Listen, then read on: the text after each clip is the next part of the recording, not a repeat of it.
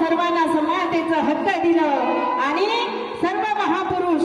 सर्व महापुरुष आमच्यासाठी खूप आदर्श आहे म्हणून त्या सर्व महापुरुषांच्या हाती म्हणायचं आहे. ऐका समोर काय म्हणते मी.